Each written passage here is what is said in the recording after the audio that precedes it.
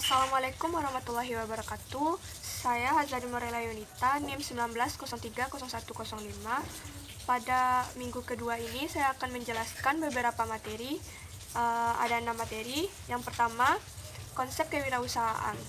Menurut Acad Sinusis, pada tahun 1994, kewirausahaan merupakan suatu nilai yang diwujudkan dalam perilaku yang dijadikan sebagai dasar sumber daya, tenaga penggerak, tujuan proses, dan hasil bisnis. Sedangkan menurut Dukar pada tahun 1959, kewirausahaan adalah suatu kemampuan untuk menciptakan sesuatu yang baru dan berbeda.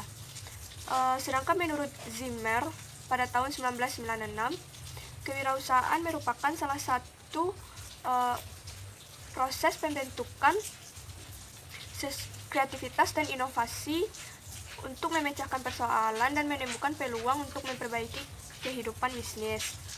Materi yang kedua yaitu definisi kewirausahaan. Wirausaha adalah mereka yang melakukan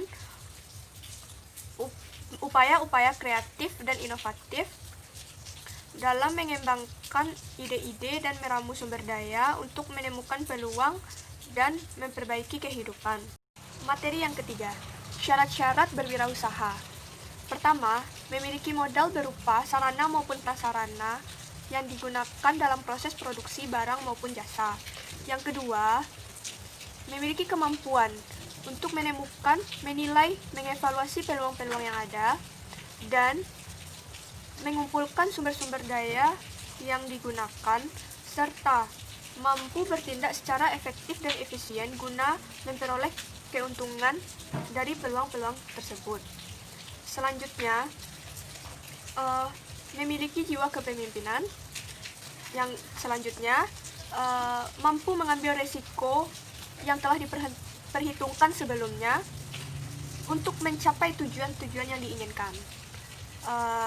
Berikutnya, memiliki rencana bisnis. Dan yang terakhir, dapat bekerja sama dalam keadaan apapun dan dengan siapapun. Materi yang keempat, sifat-sifat wirausahawan. Sifat yang paling penting dimiliki wirausahawan adalah sikap berpikir, cara pandang, atau yang disebut juga mindset. Mindset akan mempengaruhi persepsi, value, sikap, dan cara bertindak seseorang dalam mengambil beraneka ragam persoalan. Mindset sendiri merupakan faktor utama yang mempengaruhi nasib seseorang di kemudian hari. Tidak hanya mindset, wirausahawan harus memiliki kepercayaan yang tinggi, berorientasi pada tugas dan hasil, berorientasi pada masa depan, memiliki jiwa kepemimpinan yang mampu menerima kritik dan saran dari siapapun, dan memiliki kreativitas. Saya akan memberikan contoh salah satu wirausahawan muda. Dia adalah seorang pemuda yang berumur 25 tahun yang bernama Fauzan Hangriawan. Ia adalah wirausahawan muda yang mengembangkan bibit lele dengan sistem plasma atau kemitraan. Fauzan memulai membudidayakan lele Dumbo pada September 2009. Ia belajar secara otodidak melalui buku dan internet. Namun, di tengah perjalanan ia mengalami berbagai kendala, sehingga membuat lele-lelenya kebanyakan mati. Tidak hanya itu saja, ia juga mengalami hasil yang tidak maksimal, mulai dari gagal panen,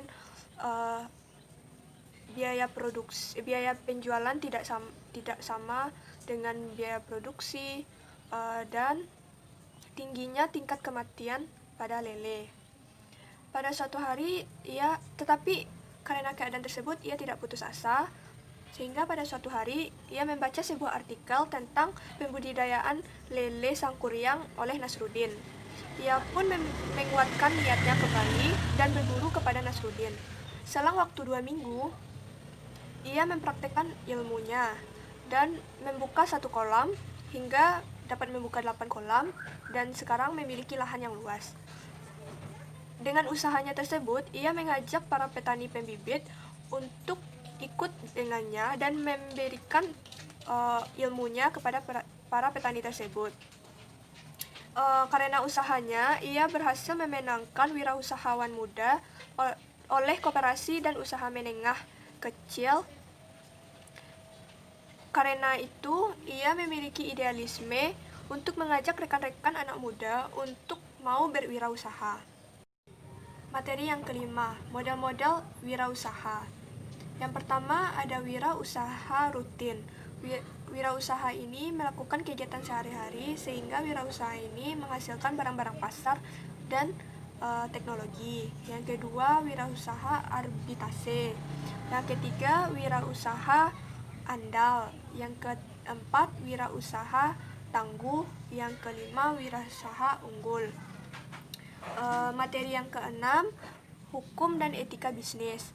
Hukum bisnis merupakan peraturan-peraturan yang terikat baik secara lisan maupun tulisan yang telah disepakati antara kedua belah pihak dengan praktik bisnis. Dasar-dasar hukum bisnis sebagai berikut. Yang pertama, KUH Dagang yang belum banyak berubah, seperti surat berharga.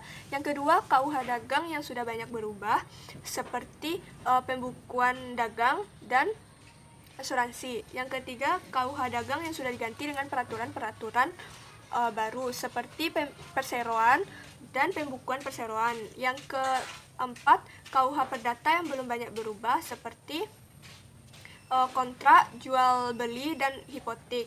Yang kelima, KUH Perdata yang sudah banyak berubah seperti perkreditan. Yang keenam, KUH Perdata yang sudah diganti dengan peraturan-peraturan baru seperti hak tanggungan dan perburuan. Dan yang terakhir, peraturan-peraturan yang tidak terkait dengan KUH Dagang dan KUH Perdata. Contohnya, hubungan internasional, merger dan akuisisi, penanaman modal asing, dan hak dan kekayaan intelektual. Dan yang terakhir, etika bisnis. Hal-hal yang perlu diperhatikan dalam etika bisnis yaitu pengandaian diri, menghindari sifat 5K, kata balance, kong kali kong, kolusi, komisi, dan koneksi.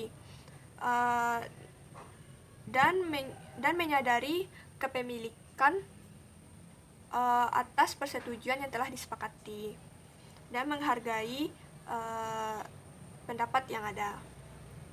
Baiklah, sekian penjelasan materi dari saya. Apabila ada kesalahan, mohon dimaafkan. Saya akhiri dengan mengucapkan Assalamualaikum warahmatullahi wabarakatuh.